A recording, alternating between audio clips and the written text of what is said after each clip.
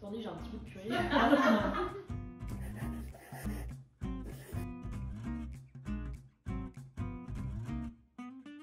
Bonjour les Lyonnais, aujourd'hui on découvre ensemble la recette du parmentier de canard, une recette extrêmement facile que vous pouvez faire en moins de 20 minutes.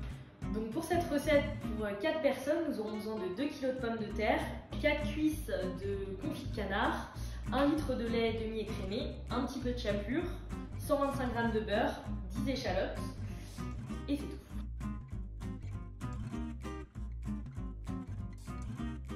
Tout d'abord, commençons par faire l'écrasé de pommes de terre.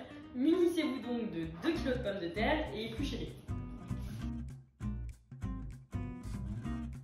Nous allons donc passer à la cuisson des pommes de terre. Si vous disposez d'une cocotte minute, cela ira plus vite, sinon faites chauffer une marmite d'eau. Je vous conseille également, pour réduire le temps de cuisson, de couper vos pommes de terre en gros quartiers. Faites ensuite cuire vos pommes de terre dans votre marmite, environ 20 minutes, plantez une fourchette pour vérifier la cuisson. Pendant ce temps, épluchez et émincez très finement 10 échalotes. C'est parti pour les émincer. Coupez-la d'abord en deux, prenez une moitié, émincez-la toujours dans le même sens. Prenez-la dans l'autre. Reprenez vos 4 cuisses de canard confit et placez vos boîtes de conserve toujours fermées à l'intérieur de votre four que vous aurez préchauffé à 180 degrés dès le début de la recette. Cela permettra de liquéfier la graisse de canard et de dépioter plus facilement vos cuisses. Ne les oubliez pas. Munissez-vous ensuite d'une grande poêle et faites chauffer 50 g de beurre. Récupérez vos cuisses de canard sans vous brûler. Une fois que votre beurre est fondu, placez-y vos échalotes et faites-les dorer. Vous les laissez ensuite revenir une dizaine de minutes à feu très doux. Pendant ce temps, nous allons nous occuper du canard. Ouvrez ensuite vos boîtes de conserve. Je vous conseille ensuite de vous munir d'un petit pot avec un couvercle afin de récupérer la graisse de canard et de pouvoir faire d'autres recettes comme des pommes de terre sarladaises. Cela vous évitera d'avoir trop de cholestérol. Munissez-vous de 2 contenants, un pour votre canard et un pour les déchets. Vous allez ensuite prendre chaque cuisse de canard et les dépioter. Vous allez d'abord enlever la peau, les os. Du fait d'avoir mis les boîtes de conserve quelques minutes au four, la graisse s'est liquéfiée et vous arriverez donc plus facilement à réaliser cette étape. Vous devez avoir du canard effiloché, n'hésitez pas à le travailler avec vos doigts. Mélangez ensuite votre canard et vos échalotes et mettez à feu moyen afin de faire dorer votre canard, mais pas trop afin qu'il reste moelleux à l'intérieur. Nous allons ensuite faire l'écrasé de pommes de terre. Placez donc vos pommes de terre dans un grand plat. Écrasez ensuite vos pommes de terre de manière grossière afin de garder les morceaux. Une fois que cela est fait, rajoutez 100 g de beurre à votre purée.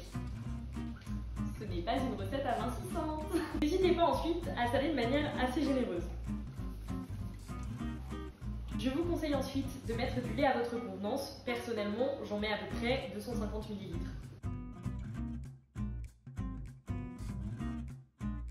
Pour les plus gourmands d'entre vous, je vous propose de mettre 4 à 5 cuillères à soupe de graisse de canard.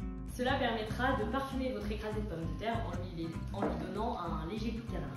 Si vous le souhaitez, vous pouvez rajouter un petit peu de noix de muscade dans votre écrasé de pommes de terre et un petit peu de poivre. Goûtez ensuite votre purée et ajustez l'assaisonnement. Rajoutez un petit peu de graisse de canard en scred. Prenez ensuite votre plat que vous allez mettre au four. Récupérez ensuite votre canard, il est doré juste comme il faut. Placez-le ensuite au fond de votre plat, étalez-le de manière homogène. Goûtez quand même pour vous assurer que vous n'allez pas empoisonner vos convives. Une fois que vous avez placé votre canard et vos échalotes au fond de votre plat, recouvrez avec une couche généreuse d'écrasé de pommes de terre. Prenez ensuite de la chapelure fine de pain industriel. Si vous le souhaitez, vous pouvez également mettre dans votre repos du pain sec et le mixer afin de faire votre chapelure maison. Recouvrez ensuite généreusement votre plat. Votre plat est prêt, vous pouvez donc le placer dans votre four qui a été chauffé, comme je vous l'ai dit, à 180 degrés. Déclenchez un chronomètre de 15 minutes. Une fois que les 15 minutes sont passées, remettez 5 minutes de plus en mode grill à 250 degrés. Selon la puissance de votre four, surveillez bien votre parmentier, cela peut vous griller beaucoup plus rapidement qu'en 5 minutes. Ça y est, notre plat est prêt, nous pouvons passer à table. En attendant, retrouvez toutes nos autres recettes